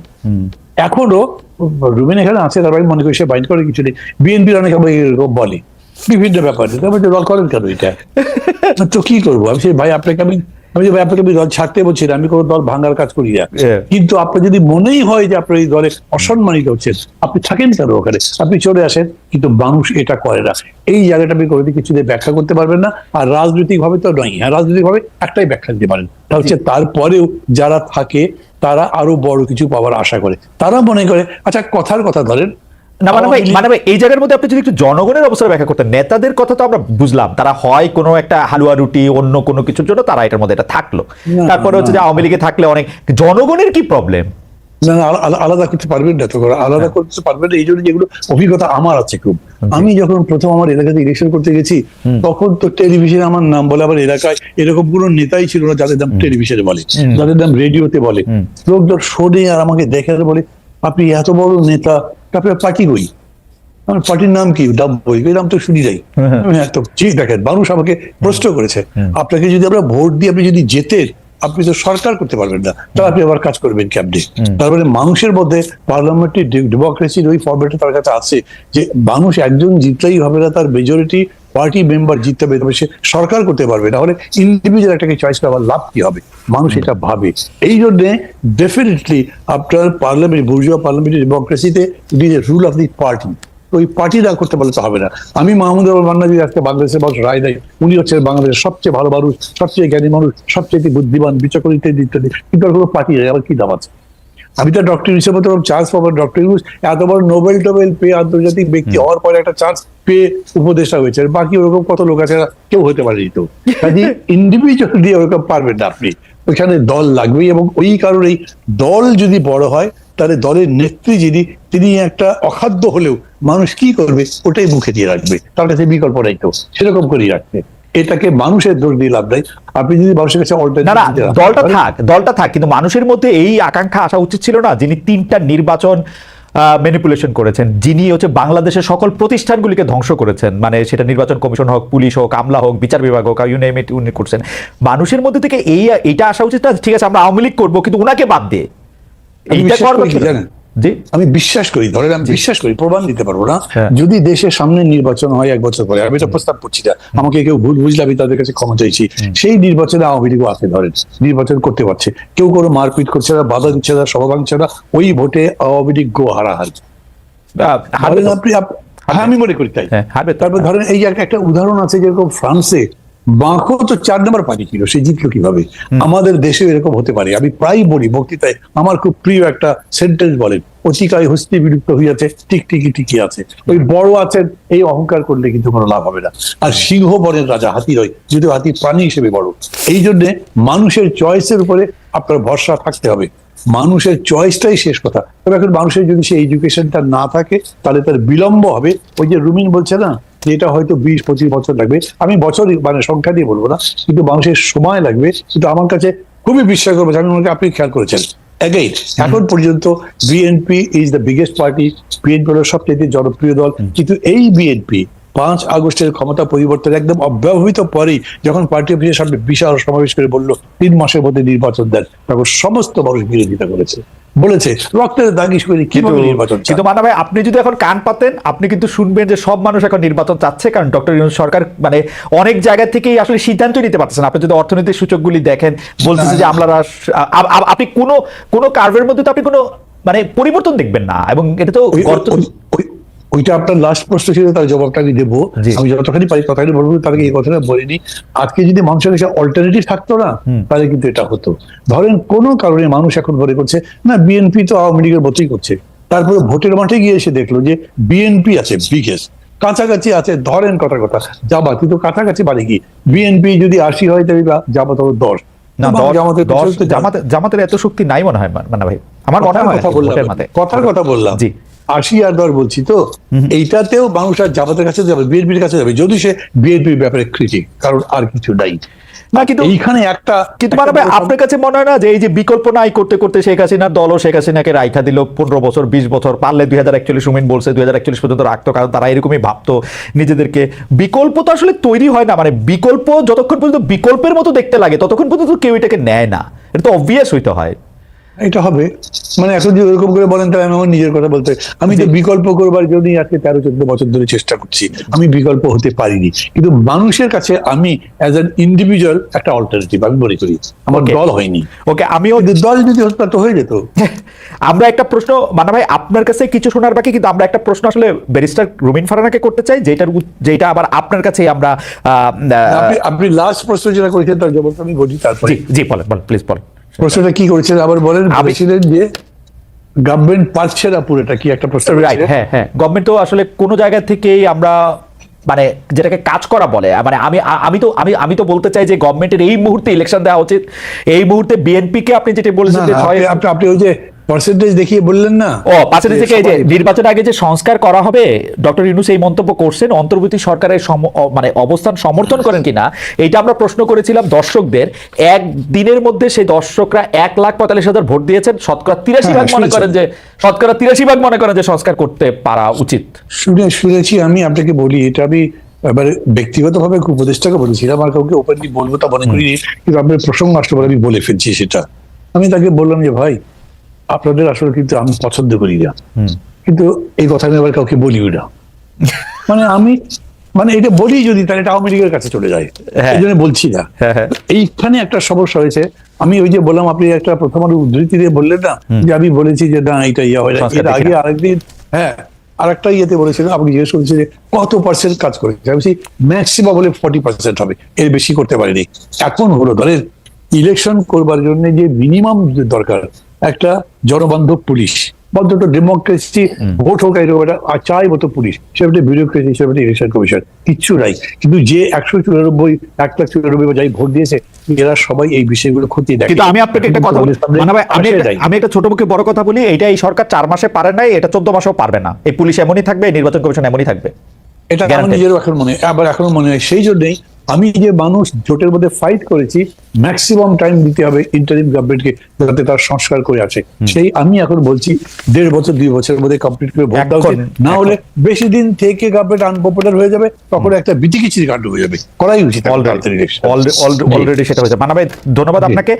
আমি একটু ব্যারিস্টার ফারহানাকে যে প্রশ্নটা করতে চাই, সেটা ব্যারিস্টার ফারহানাকে শুনে আমি একটু মান্না ভাইকে একই প্রশ্নের প্রেক্ষিতে শুনতে চাই, যে ঘটনাটা একটু পুরনো। সেটা হচ্ছে রাষ্ট্রপতি শাহাবুদ্দিন চুপ্পু পদে টিকে গেলেন বিএনপির কারণে। আমরা এটা দেখেছি, জুলাই আন্দোলনে পালিয়ে যাওয়া আওয়ামী লীগ ও বিএনপির ইচ্ছা না থাকায় নিষিদ্ধ হচ্ছে না, খোদ প্রধান উপদেষ্টা মিডিয়ায় সাক্ষাৎকার দিয়ে এই কথা বলেছেন। কিন্তু আওয়ামী লীগ পালিয়ে প্রবাসী, তারা যুক্তরাজ্য জাপানে রাজনৈতিক সভা করছে, সেখানে শেখ হাসিনা অডিওতে বক্তব্য দিচ্ছেন। প্রবাসে সক্রিয় আওয়ামী লীগকে কি দেশে সুযোগ দেওয়া উচিত নাকি অনুচিত? আপনার অবস্থানটা আমি একটু শুনতে চাই, এবং একইভাবে মান্না ভাইয়ের অবস্থানটা আমি শুনতে চাই, যে মানে আমরা নেতা বা জনগণের পার্সপেক্টিভটা শুনলাম, আপনাদের পার্সপেক্টিভ একটু শুনতে চাই ব্যারিস্টার ফারহানা। আমি কি আগের আলোচনা থেকে প্লিজ আচ্ছা, দেখুন বাংলাদেশের পলিটিক্যাল যে সিস্টেম, তাতে পার্লামেন্টারিয়ান কারা হবেন বা পার্লামেন্টারিয়ানদের কাজটাকে, একজন সংসদ সদস্যের কাজ কি, এটা কিন্তু দেশের মানুষ খুব পরিষ্কার না। তারা মনে করে সংসদ সদস্যের কাজ হলো ব্রিজ, কালভার্ট, রোড নির্মাণ করা, এবং এটা নির্মাণ করতে গিয়ে তাকে সরকারের একেবারে সাথের লোক হতে হবে, তাহলে তার পক্ষে সহজ হবে এই প্রকল্পগুলো পাশ করিয়ে নিয়ে আসা। এবং যারা সংসদ সদস্য হন তারাও বিশ্বাস করেন তাদের কাজ হলো এই ব্রিজ, রোড, কালভার্ট নির্মাণ করা, এবং এই নির্মাণ থেকে 10%, 15%, 20% তাদের পকেটে নেওয়া। এটা হচ্ছে একটা মিউচুয়াল আনরিটেন এগ্রিমেন্টের মতন, হ্যাঁ, জেন্টলম্যান এগ্রিমেন্ট। কিন্তু আসলে তো একজন সংসদ সদস্যের কাজ সেটা নয়। একজন সংসদ সদস্যের কাজ পলিসি মেক করা, একজন সংসদ সদস্যের কাজ আইন প্রণয়ন করা, একজন সংসদ সদস্যের কাজ সরকারকে জবাবদিহিতার মধ্যে আনা। দেখুন, সংসদের 70 অনুচ্ছেদ সংবিধানের, আমরা যে এটা নিয়ে এত লাফালাফি করছি, আচ্ছা, সংবিধানের 70 অনুচ্ছেদে অনুযায়ী আপনি দলের বিপক্ষে ভোট দিতে পারবেন না। আপনি কি 54 বছরে দলের সমালোচনা করে কোন সংসদ সদস্যকে সংসদে দাঁড়িয়ে বক্তব্য দিতে শুনেছেন? না, কিন্তু বেরিসা ফারহানা, আপনারা তো সংসদের বাইরে ছিলেন 15 বছর, আপনাদের তো আর 70 অনুচ্ছেদ ছিল না। আমরা কি দেখেছি আপনারা দলের সমালোচনা করে পল্টন ময়দানে বক্তৃতা দিয়েছেন? আপনি পল্টন ময়দানে তো 70 অনুচ্ছেদ নাই। আমরা পল্টন ময়দানে বক্তৃতা দেই নাই। আমরা এতই মাইরের উপরে ছিলাম, আমি আমার ব্যক্তিগতটা বলতে পারি যে আমি ওই মাইরের বর্ণনা দিতে দিতে, আর যাকে আনা হতো আমার সাথে, সে ওই মারকে ডিফেন্ড করতে করতে এমন একটা জায়গায় নিয়ে যাইতো যে কনস্ট্রাকটিভ আলোচনার জায়গাটাই তো ছিল না। আপনি বলেন তো, সাংবাদিক হিসেবে খালেদ মহিউদ্দিন, গত 15 বছরে, হ্যাঁ, যদি দুই দল নিয়ে এসে বসছেন, কোন কনস্ট্রাকটিভ আলোচনা সেই অর্থে গঠনমূলক আপনারা কি করতে পারছেন খালেদ ভাই? ছিল না, ওই পরিবেশ ছিল না। এটা বইলা তো লাভ নাই। তো এখনই বা কত গঠনমূলক আলোচনা হয়, এই প্রশ্নও তো আমি বলতে পারি। আমি তো তবু কিছু কথা বলি ভাই, হ্যাঁ, এর বাইরে তো আমি আর কাউকে কোনো কথাও বলতে শুনি না। এই অভ্যুত্থানটা হচ্ছে এক পালের জায়গায় আরেক, বিষয়টা তো তার না রে ভাই। রাইট, বেরিসা ফারহানা, আপনি যদি ওইটা একটু বলতেন যে শেখ হাসিনা যে অডিওতে বক্তব্য দিতেছেন প্রবাসী বিভিন্ন জায়গায়, ওইটা দিয়ে যদি একটু মন্তব্য করতেন। জি, ওইটা নিয়ে আমার মন্তব্য খুব পরিষ্কার। আমরা শুরুতেই শুনলাম যে শেখ হাসিনা দেশ থেকে পালিয়ে গেছে। পালাতে দিল কারা? এক, কেন তাকে, আমি জানি সেনাবাহিনীর সাহায্য নিয়ে তিনি বিমানে করে পালিয়ে গেছেন দেশ থেকে। সেনাবাহিনী তাকে তার হেফাজতে নিতে পারতো কিনা এই প্রশ্ন আমি রাখি, কারণ তিনি তো আসলে প্রত্যক্ষ এবং পরোক্ষ ভাবে 2000 হত্যাকাণ্ড, 25,000 মানে কি বলে অ্যাসল্ট, এবং প্রায় 1,500 মানুষের চোখ হারানোর সঙ্গে সম্পৃক্ত, তাই না? দুর্নীতি সরিয়ে রাখি। 2 হলো 800 সামথিং এর একটা তালিকা নাকি ছিল সেনাবাহিনীর কাছে যারা তাদের হেফাজতে ছিল। সেই তালিকায় কাদের নাম ছিল এখন পর্যন্ত আমরা জানি না। তারা দেশ থেকে পালালো কি করে, বা আদৌ পালিয়েছে কিনা তাও আমরা জানি না। আচ্ছা, আমরা অল্প কিছু লোককে বিচারের আওতায় আনতে দেখলাম, এবং ফর এক্সাম্পল সালমান এফ রহমানের বিরুদ্ধে খুনের মামলা। আরে যার বিরুদ্ধে আপনি শেয়ার কেলেঙ্কারি নিয়ে কিংবা ব্যাংক লোপাট নিয়ে বা এস আলমের বিরুদ্ধে ব্যাংক খাওয়া নিয়ে মামলা করতে পারেন, তাদের বিরুদ্ধে আপনি 302-তে গেলেন। মানে যার যেদিকে যাওয়ার কথা না তারটা সেদিকে গেলেন। এতে হয় কি, মামলার মেরিট কমে যায়, জনগণের বিশ্বাস কমে যায়, এবং last but not the least, মানুষ মনে করে ও ওরা তো এখন পাওয়ারে নাই, এখন সব ওদের বিরুদ্ধে ভালো মামলা হবে। আবার যখন ওরা পাওয়ারে আসবে তখন এগুলো সব ভালো মামলা হিসেবে বাতিল হয়ে যাবে। এই কালচারের মধ্যে আমরা চলতেছি। এবং এখন তো ন্যারেটিভ আরো পাল্টে গেছে যে শেখ হাসিনা আসলে বিদেশে পালায় যান নাই, জানো নাই, তাকে জোর করে তাকে একটি বিমানে উঠিয়ে দেওয়া হয়েছে এবং সেখান থেকে জোর করে তাকে মানে বাইর করে দেওয়া হয়েছে, যেটা আসলে প্র্যাকটিক্যালি ইম্পসিবল। শেখ হাসিনা প্রধানমন্ত্রী থাকা অবস্থায় তিনি যদি চাইতেন তার গায়ে স্পর্শ করার আগে এসএসএফ এর অনেক জায়গাগুলি পার হয়ে অনেকগুলিটা হইতে তিনি পালায় গেছেন, সেইটাই ঠিক। বাট ন্যারেটিভ এখন পাল্টানো হয়েছে। আমরা একটু মান্নাবের কাছে একটু জানতে চাইবো। আমাদের একজন দর্শক এইবার আমাকে প্রশ্ন করেছেন, এবার আমাকে এখন প্রতিষ্ঠানগুলি কি করেছে। আমি এটা জয় বলতে চাই, কোনো কিছু ধ্বংস করতে আসলে যত সহজে সম্ভব সেগুলিকে গড়ে তোলা বা সেগুলিকে শুশ্রূষা করা আসলে সম্ভব না। আপনি একজন কুস্তিগির বা একজন মুষ্টিযুদ্ধকে মেরে আধমরা বা কোমায় নিয়ে যাওয়ার পরের দিনে একদিনই তিনি আবার সুস্থ হয়ে ফাইট করতে থাকবেন, ব্যাপারটা এরকম কখনোই হয় না। প্রতিষ্ঠানগুলি এখন কি করছে সেটা ক্ষেত্রে হচ্ছে আমার জবাব। প্রতিষ্ঠানগুলি শেখ হাসিনার 15 বছরের প্রতিষ্ঠান ধ্বংসের ফলে, এটা আমার মতামত, বাংলাদেশকে 35 বছর ভুগতে হবে ধ্বংসমত একটা প্রতিষ্ঠান নিয়ে। এটা এর চেয়ে একটু কম হতে পারে। মানে আপনি যদি একটু বলেন যে এই যুক্তরাজ্য জাপান এখানে যে রাজনৈতিক সমাবেশ করতেছে এটা আসলে ঠিক হচ্ছে কিনা, আবার মানে ডক্টর ইউনূস যে বলতেছেন আসলে বিএনপির জন্য পারতেছি না আওয়ামী লীগরে ঠিকঠাক করতে, ওইটা নিয়ে যদি এটা উনি যদি বলেন খুব মুশকিল। জানেন সম্ভবত খালেদ যে ডক্টর ইউনূস আমার ডাইরেক্ট টিচার ছিলেন। জি, চিটাগাং ইউনিভার্সিটি। ডাইরেক্ট টিচার থাকলে একটা অসুবিধা হয় না, সমালোচনা করতে কিরকম নিজের মধ্যে লাগে। কিন্তু তারপরে আমি তো বলতে বাধ্য হচ্ছি, ধরেন এখন সবচেয়ে ভালো ক্রিকেটারকে আপনি ফুটবল খেলতে দেবেন, আমি দিনে ওকে ফুটবল ভালো খেলতে পারবেন কি? ওনার আপনি প্রথম থেকে যে বক্তৃতাগুলো করেন সেগুলো যদি খেয়াল করেন, উনি বলছেন বাংলাদেশ হবে একটা ফ্যামিলি, আমরা ইনক্লুসিভ ডেমোক্রেসি করতে চাই। এই দুটো কথার কিন্তু কোনো ব্যাখ্যা দেননি, কিন্তু এটার ব্যাখ্যা একটাই দাঁড়ায় যে আপনি এদেরকে অ্যাকোমোডেট করে রাজনীতিটা করবেন। আমি এটাকে খারাপ ভালো কিছু বলছি না, কিন্তু আমি মনে করি it's a huge question from transition from fascism two democracy কিভাবে যাবে ডেমোক্রেটিক ওয়ে। ডক্টর ইউনূস সম্ভবত মনে করতেন একটা ডেমোক্রেটিক ওয়েতে যেতে হবে। আমেরিকানরা তো সবসময় তাই মনে করে গণতান্ত্রিক পদ্ধতিতে এইটা করা যাবে না, এগুলো সব বলে। কিন্তু বাংলাদেশটা এরকম যে এত কিছু করবার 15ই আগস্ট আপনি কিন্তু কিচ্ছু করতে দেননি, সেটাই রাইট, এবং এই পর্যন্ত তাদেরকে দিচ্ছেন না, সেটাই চলছে। কিন্তু আপনি বক্তৃতা যেগুলো করছেন এবং সেই ভিত্তিতে সেটা বুঝে সাগর ভাই তো বলেই দিল, কই তাদের তো ব্যান করি নাই, তাদেরকে তো সমাবেশ করতে নিষেধ করি নাই, চাকরি যেতে যেতে কোনোভাবে বাঁচলো তারটা, উনি পোস্টেড আউট হয়ে গেলেন, মানে আরেক দায়িত্বে চলে গেলেন। তো এই ক্রাইসিসটা আগে বুঝতে হবে। আমরা এই গণতন্ত্রের প্রত্যাবর্তনটা করবো যে সেই পদ্ধতি কি, এটা ট্রায়াল এন্ড এরর দিয়ে হতে পারে। আমি মনে করি যতদূর ডেমোক্রেটিক অ্যাটমসফিয়ার রেখে করা যায় সেটা ভালো, আমি এটা প্রেফার করবো। এটা আমার ব্যক্তিগত চয়েস। ডক্টর ইউনূস যদি এটার পক্ষে থাকে আমি তার সাথে আছি, যদি অন্য কিছু বোঝাতে হবে সেটা বলবেন। কিন্তু আমি মনে করি এইটা করতে গিয়ে আবার উনি মনে করেছেন যে গণতন্ত্রে কি আপনার জরুরি অবস্থা নাই, গণতন্ত্রে কি নিষেধাজ্ঞা নাই, গণতন্ত্রে কি 144 নাই, আছে তো, আপনি এগুলো চর্চা করেই কন্ট্রোল করতে পারতেন। আমরা যখন বলেছি সাইবার সিকিউরিটি অ্যাক্ট সব বাতিল করে দেন, সেটা আমাদের সময় ছিল, কিন্তু এখন সাইবার সিকিউরিটি অ্যাক্ট বাতিল করবার কারণে আপনি শেখ হাসিনার বক্তৃতা বন্ধ করতে পারছেন না, অন্যান্য কাজ করতে পারছেন না। এইখানে ডেফিনেটলি গভর্নমেন্টের স্ট্রং হওয়া দরকার ছিল। কেন আমাদের দেশটা অতখানি অভ্যস্ত নয়, অতখানি শিক্ষিত নয়। শেখ হাসিনা আবার বক্তৃতা করছে, তার মানে ওর কিছু হয়নি, তো ঠিকই আছে। কমন পিপল তো এরকম করে ধারণা করে, কিন্তু সাধারণত এরকমই হয়, পড়ে যাওয়ার পরে, পতন হবার পরে, পরাজয়ের পরে তাকে দেখা যায় না জনসমক্ষে। ব্যাপারটা এখন উল্টা হয়েছে, এই জন্য তাদেরকে বলছে স্ট্রেংথ আছে।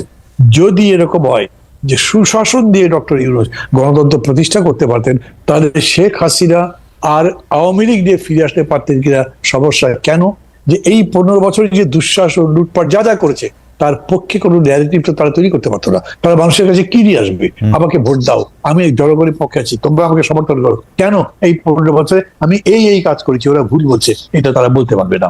কারণ হচ্ছে জলজান্ত এমন অনেকগুলো উদাহরণ আছে, মানে যেমন তার পিওর যে 400 কোটি টাকা কামাই করছে, অথবা ধরো এই যে 2টা মেট্রো স্টেশন ঠিক করতে লেগেছে মাত্র 100 কোটি টাকার নিচে, উনি বলেছে লাগবে 400 কোটি টাকা। তারপরে কত বড় চোর উনি নিজে, এটা তো বোঝা যাচ্ছে, মানুষ কিন্তু বোঝে।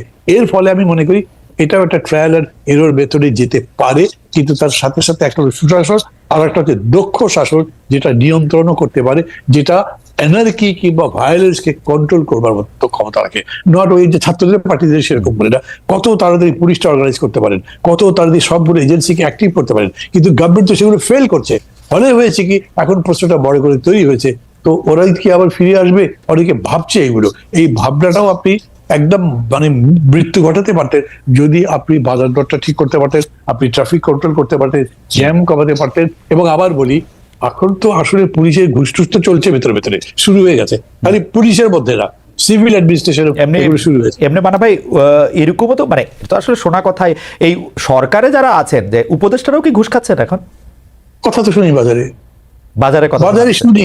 এখন ধর এই যে আপনাকে যেটুকু আমি বললাম, এটা একটা স্বীকৃতির মতো ব্যাপার হলে বেচারা একটু বিপদে পড়বে, তাদেরকে এটা ফেলতে চাই না, কিন্তু যদি করে থাকে তাহলে এর চাইতে বড় রকম সমালোচনা তো তাদের সামনে পড়তে হবে। কে খাতির করতে যাবে বলেন? তারপরে দৃশ্যমান যদি হয় বিষয়টা তাহলে হবে।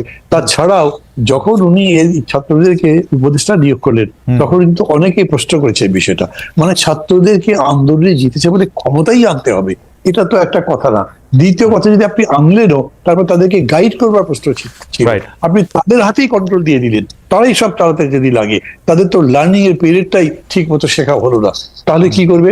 উনি যখন নিজে বক্তৃতা করেন, ওই ওল্ড ইয়েদের বাদ দাও, তোমাদের নিজেদের করতে হবে, that is not the right way to say things. Because আপনি অভিজ্ঞ লোকজন ওই ইয়ার না হলে তো আপনি আছেন, ডক্টর মোহাম্মদ ইউনূস 84-85 বছর বয়সে, আপনাকে থাকতে হচ্ছে, আপনাকে ওই আপনাকে একটু আমি ইয়ে করছি, কারণ আছে যে চ্যানেল 24 কে হ্যান্ড ওভার করার জন্য আমরা চ্যানেল 24 আসলে তাদের ওই যে টপ অফ দ্য আওয়ার নিউজের মধ্যে চলে যাবে। আমরা আরো কিছুক্ষণ আপনাদের সঙ্গে থাকতে চাই, সেই জন্য হচ্ছে চ্যানেল 24 নিশ্চয়ই তাদের বিজ্ঞাপন এবং অন্যান্য কিছুর জন্য আমরা চলে যাবে। আমরা আপনার কাছে যে বিষয়টি এখন জানতে চাইবো, এটা একটি শেষ বিষয়, আপনি তো কিন্তু এই বিষয়টি আবার রুমিন ফারহানাকেও জানতে চাইবো, সেটি হচ্ছে যে ভারতের পররাষ্ট্র সচিব বাংলাদেশ সফর করেছেন।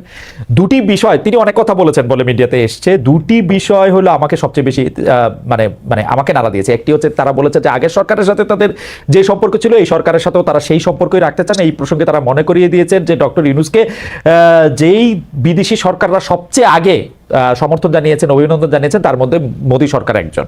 আর দুই হচ্ছে তারা একদম স্পষ্ট বলতে চেয়েছেন যে ভারত এবং ভারতীয় মিডিয়া এক না। আমি আপনার একটু জায়গা থেকে একটু শুনবো যে এই যে সোশ্যাল মিডিয়ায় বাংলাদেশ বিরোধী গুজব, অপতথ্য ছড়ানো, বনাম ভারতের পতাকা মারানো, সাবেক সামরিক কর্মকর্তাদের কলকাতা, বিহার, উড়িষ্যা দখলের হুমকি, এগুলিকে আসলে আপনারা পুরোটা মিলে আপনারা কি দেখেন আর কি? আর ভারতীয় মিডিয়ার সার্কাস তো আছেই। মানে আমার আফসোস হচ্ছে আমি একবারের জন্য দেখি নাই, কিন্তু এগুলি আমার কি বলে জানি টাইম লাইনে শুধু আসতে থাকে। এই জনৈক ময়ূক এই করেছেন, সেই করেছেন, লাভ দিয়েছেন, ঝাঁপ করেছেন। আমার কাছে শুধু মনে হয় যে আমাদের তো প্রত্যেকের রিমোট কন্ট্রোলে একটা অফ বাটন থাকে, খুঁজলেও পাওয়া যায়। মানে এটা দেখতে হবে কেন, মানে আমি বুঝি না। কিন্তু মানে ভাই আপনি ভারতীয় পররাষ্ট্র সচিবের জায়গা থেকে যদি আপনি জিনিসটা একটু বলেন, বাংলাদেশ সফর এবং তার বক্তব্য। খালেদ এমনি এটা বলে না যে যুদ্ধের ময়দানে হেরে যাওয়া সৈন্যদের দিয়ে আবার একটা উইনিং ব্যাটল করা যায় না। আমার কাছে মনে হয় ইন্ডিয়া তো চাণক্যের দেশ, তারা খুব বিব্রত আছে শেখ হাসিনাকে নিয়ে। তারা তো তাকে মানে বের করে দিতে চেয়েছিল, কোথাও জায়গা দিতে পারে নাই, তাদের দেশে রাখতে পেরেছে।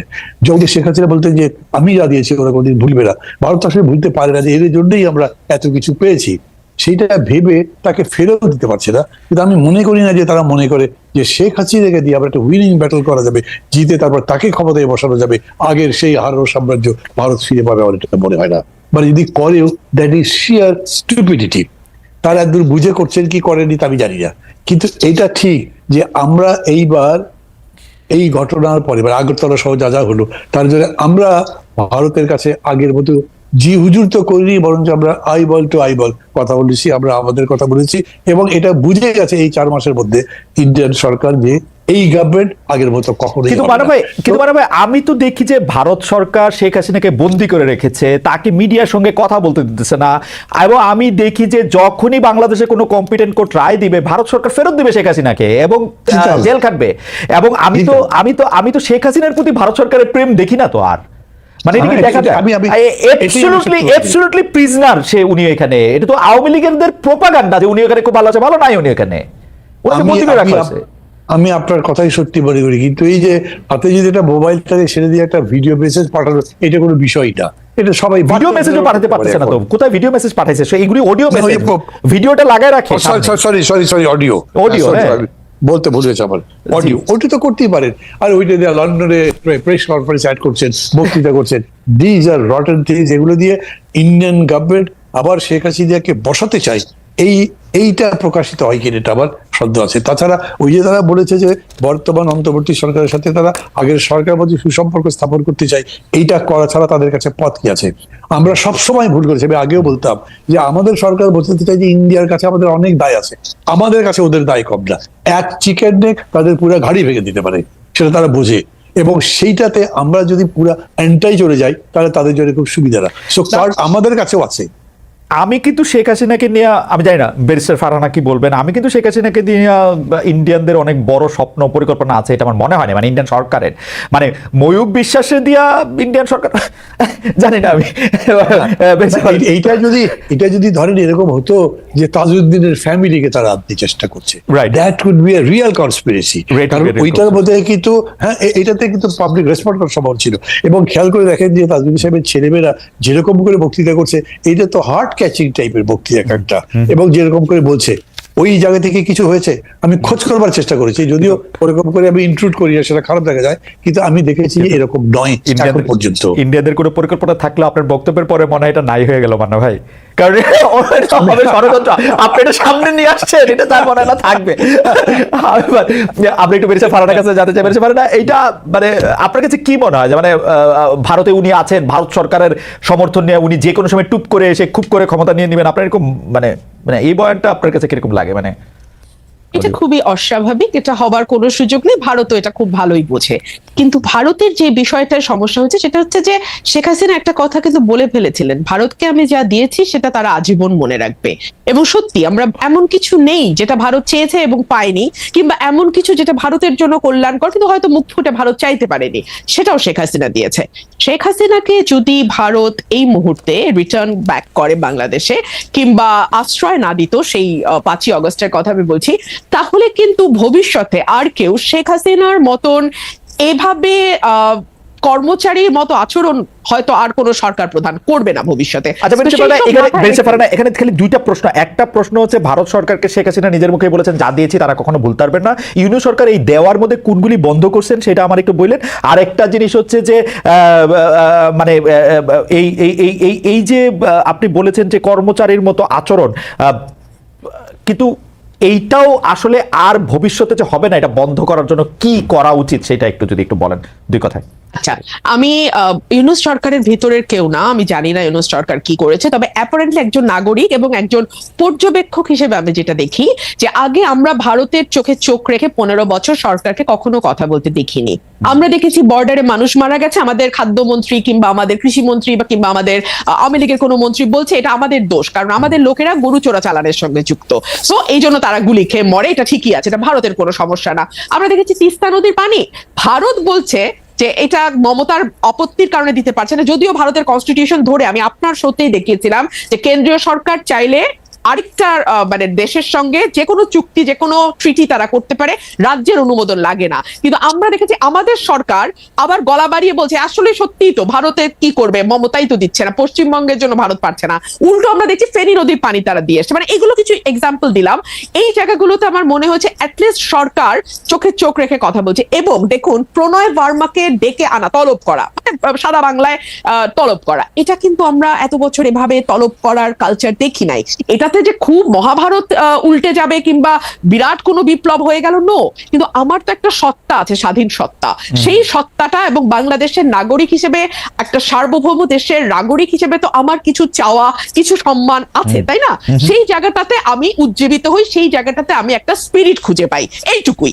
আর দ্বিতীয় যে প্রশ্নটা আপনি করেছেন যে একই রকম সরকার বা নতজানু সরকার ভবিষ্যতে আর আসবে কিনা, এখানেই না জনগণের নাগরিক হয়ে ওঠার প্রশ্নটা সম্পর্কিত, যেটা আমি আপনাকে কিছুক্ষণ আগে পার্লামেন্টের উদাহরণ দিয়ে বুঝাচ্ছিলাম। এদেশের মানুষ যেমন মনে করে এমপির কাজ কালভার্টার ব্রিজ বানানো আর 20% সেখান থেকে পকেটে ঢুকানো, একইভাবে মানুষ মনে করে তারা এই দেশের নাগরিক না, মানুষ মনে করে যে তারা এই দেশে আছে প্রজার মতন, এই জন্য তারা ট্যাক্স দিতে চায় না। খেয়াল করবেন এই দেশে কিন্তু কর জিডিপির অনুপাত সবচেয়ে নিচে, কারণ সে মনে করে ট্যাক্স দিয়ে আমার লাভ, ওই টাকাটাই গচ্ছা, আমি তো কোনো সেবা পাবো না, আমাকে সেবা পাইতে হলে ওই লোকাল চেয়ারম্যানের পা ধরতে হবে, সামাজিক সুরক্ষায় যাইতে হলে আমাদের ওই এমপি সাহেবের পিএস এর পা ধরতে হবে। এই কারণে কি হয়, আমরা সিস্টেমকে ভোট দেই। আমাকে একটু সময় দেন খালেদ ভাই, আমরা না সময় নাই, তাহলে আপনি 30 সেকেন্ডে শেষ করেন, আর সময় নাই আমাদের, আমরা পারে গেছি। জি, আমরা সিস্টেমকে ভোট দেই। হ্যাঁ, যে কারণে মান্না ভাই বলছিল যে উনি একা দাঁড়িয়েছেন, ওনার দলটা দাঁড়াতে পারছে না, কারণ মানুষ মনে করে এই দল তো ক্ষমতায় আসবে না, মানে এই দল তো পার্ট অফ দ্য সিস্টেম হবে না। পার্ট অফ দ্য সিস্টেম যদি না হয়, তাহলে তার ঘরের টিনের চালের জায়গায় একটা ভালো পাকা চাল আসবে না, তার ওএমএস এর কার্ডটা হবে না, তার বয়স্ক ভাতার কার্ডটা সে পাবে না। এই সব কারণে না মানুষ আসলে একটা মানে এক্সিস্টিং সিস্টেমের সাথে নিজেকে কোনোভাবে অ্যাকোমোডেট করতে থাকে। এই কারণে আমি 70, 50 বা 15 বছরের কথা বলছি। মানুষের ভেতরে সেই নাগরিক হয়ে ওঠা, রাষ্ট্রের অংশীদারত্ব দাবি করা এবং রাষ্ট্রের মঙ্গলে যে দিন শেষে তার বা তার ভবিষ্যৎ প্রজন্মের মঙ্গল হয়, এই বিষয়গুলো তার মগজে ঢোকা একটা প্রক্রিয়ার বিষয়, এবং এই প্রক্রিয়াটা সময় লাগবে খালেদ ভাই। এইটা আসলে খুবই মানে সারফেস লেভেলে আছে।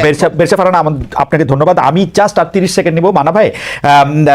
সেটা হচ্ছে যে আজকে ব্যারিস্টার রুমিন ফারহানা কপালে টিপ দিয়ে এসছেন, তো আপনি আমাদের টেকনিক্যাল অসুবিধার জন্য আপনি দেখতে পাচ্ছেন না। অনেকেই মনে করছেন যে এই টিপটাও পলিটিক্যাল, আমরা কি একটু political statement by barrister Farhana, আপনি কি এটা নিয়ে 10 সেকেন্ড বলবেন কিনা? আমরা এটা শেষ করে দিচ্ছি। না ব্যারিস্টার ফারহানা, আপনি শেষে বললেন, মানা ভাই আপনি কি এটা নিয়ে কিছু বলবেন যে ইভেন টিপ দেখো আসলে টিপ দেখো পলিটিক্যাল স্টেটমেন্ট মনে হচ্ছে? কেমনে বলবো, আমি তো ওকে দেখতেই পাচ্ছি না, কেমন লাগছে দেখতে, আগে সেটা বলতাম। তারপরে ওকে কি হিন্দু লাগে নাকি এখন মুসলমানই লাগে, ওকে কি সেকুলার লাগে না কি লাগে, কিছুই না দেখে বলবো। কারণ কিন্তু আমি মনে করি টিপ পড়ার মধ্যে হিন্দু মুসলমানের কোনো বিষয় নেই। ওকে, বেরসা ফারহানা, আপনি যদি দুটো বাক্য বলেন যে এটা একটা পলিটিক্যাল স্টেটমেন্ট কিনা। আমি যেই পরিবারে বেড়ে উঠেছি, যেই পরিবেশে বেড়ে উঠেছি, সেখানে 5 ওয়াক্ত নামাজও যেমন চলে, সেখানে রবীন্দ্রসঙ্গীতও হয়, গানও হয়, কবিতাও আবৃত্তি হয়, এবং আমি সবসময় টিপ পড়ি। হয়তো টিপের সাইজটা ছোট ছিল, হ্যাঁ এখন আমি বড় টিপ লাগিয়েছি। এটা যদি আপনি মনে করেন পলিটিক্যাল কোনো বিষয় ভাবতে পারেন, তবে হ্যাঁ একটা মেসেজ তো আমি দিতেই চাই যে নতুন বাংলাদেশে কারো লেবাস দেখে, কারো পোশাক দেখে আরেকজনের প্রশ্ন তুলবার কোনো অধিকার থাকবে আমি বিশ্বাস করি না। বেরিসা ফারহানা, যতক্ষণ পর্যন্ত আমি আপনার ক্ষতির কারণ না হচ্ছি ততক্ষণ পর্যন্ত আমি কি সাজলাম, আপনার ভালো না লাগলে আপনি চ্যানেল চেঞ্জ করবেন, কিন্তু সেটা নিয়ে সমালোচনা করা এবং সেটার কনক্লুশনে পৌঁছে যাওয়া এটা খুবই হাস্যকর। ব্যারিস্টার রুমিন ফারহানা, আপনাকে অনেক ধন্যবাদ জনাব মাহমুদুর রহমান মান্না কেউ আমরা আসলে সময়ের থেকেও আসলে একটু বেশি সময় শুনলাম, কারণ রুমিন ফারহানা এবং জনাব মাহমুদুর রহমান মান্না দুজনই অত্যন্ত গুরুত্বপূর্ণ কিছু বিষয় নিয়ে অনেক গুরুত্বপূর্ণ কিছু কথা বলেছেন। দর্শক, আমরা আবারও আপনাদের সঙ্গে আমাদের দেখা হবে এই বৃহস্পতিবারই নতুন অতিথি নিয়ে। সেই পর্যন্ত আপনাদের সবাইকে অনেক অনেক ধন্যবাদ। আসসালামু আলাইকুম প্রিয় দর্শক, দেশ কিংবা দেশের বাইরে যেখান থেকে বসে ভিডিওটি দেখলেন সবাইকে অনেক অনেক ধন্যবাদ জানাচ্ছি।